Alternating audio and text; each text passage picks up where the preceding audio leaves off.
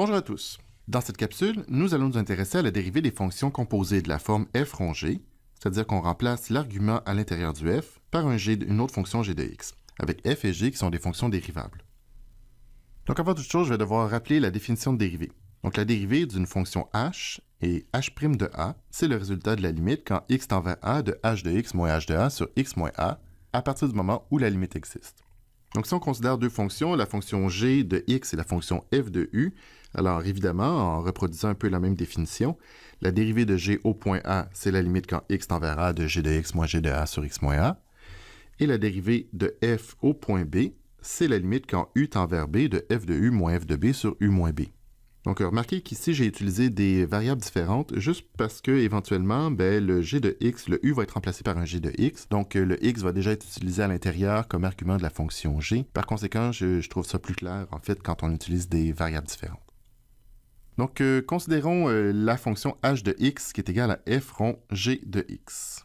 Le but du jeu aujourd'hui, c'est de trouver une formule pour calculer la dérivée de la fonction en un point x égale a. Donc pour continuer, ce qu'on va vouloir faire, c'est poser les choses suivantes. Posons u qui est égal à g de x et b qui est égal à g de a. Donc un peu ce que j'annonçais tantôt, l'argument de la fonction f va être en fait un g de x. Donc on va supposer que la fonction g est dérivable au point a, puis que la fonction f est dérivable au point b.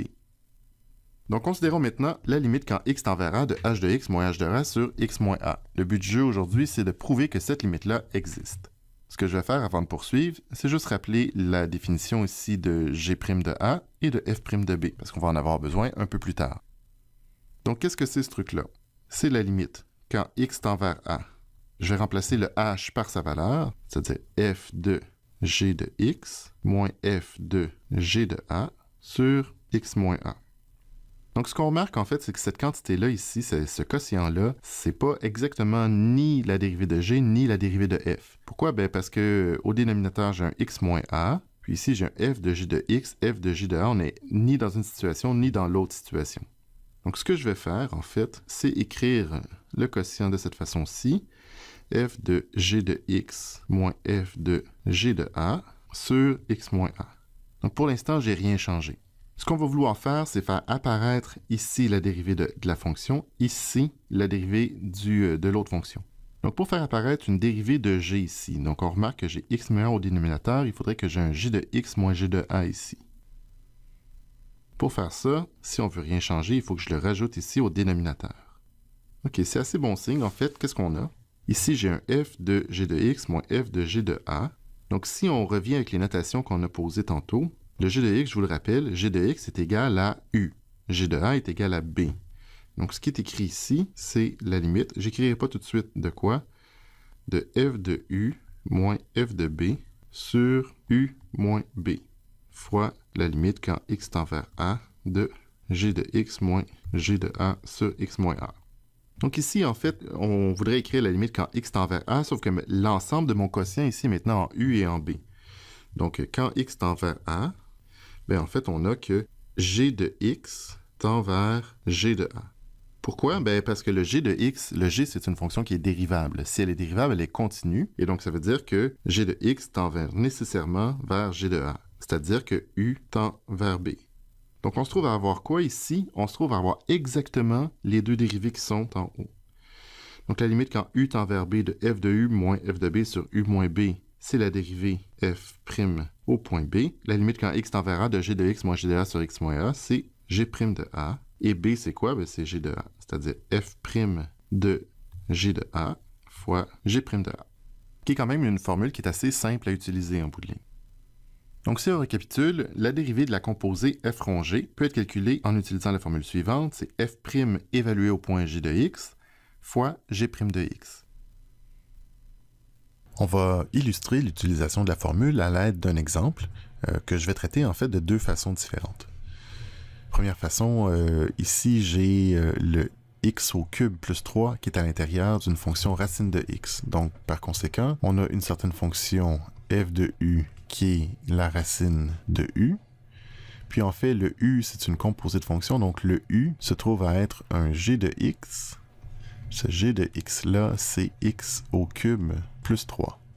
Donc, la formule de la dérivation de la composée de fonction, c'est la dérivée de f de g de x Ce qu'on vient de voir, c'est que c'était f' de g de x fois g' de x. Donc, je vais avoir besoin de calculer la dérivée de f et la dérivée de g. La dérivée de f, ici, c'est un u à la 1/2. Donc, f' de u est égal à 1/2 u à la moins 1/2. La dérivée de g, g' de x, dont on a besoin, 3x au carré. Par conséquent, la dérivée de la composée, c'est f', où je remplace u par un g de x. Donc, 1 sur 2 à la moins 1/2. Puis le u est égal à g de x, c'est-à-dire x cube plus 3, fois le g', 3x carré. Ou encore 1 sur 2 fois x au cube plus 3 à la 1/2, fois 3x carré, c'est-à-dire 3x carré sur 2 fois la racine de x au cube plus 3. Donc, première façon de faire ça. On pourrait aussi parler de fonctions intérieures et de fonctions extérieures. Donc, c'est une façon de traiter le problème, en fait, qui va être plus utile quand il y a beaucoup de fonctions qui sont imbriquées. Donc, je vais faire le même calcul, mais juste avec une approche un peu différente. Donc, ici, en fait, qu'est-ce que j'ai? J'ai un x cube plus 3 qui est à l'intérieur d'une fonction exposant 1/2. Donc, ce que je vais faire, c'est que je vais dériver la fonction à l'extérieur et puis je vais multiplier par la dérivée de l'intérieur. Ce qu'on a, c'est la dérivée f' de g de x fois g' de x. Donc, la dérivée du f, le f, c'est l'exposant 1/2. 1/2 exposant moins 1/2. Ce qui va ici, c'est un g de x, c'est-à-dire x cube plus 3. La fonction intérieure, c'est g de x. Donc, la dérivée de x cube plus 3.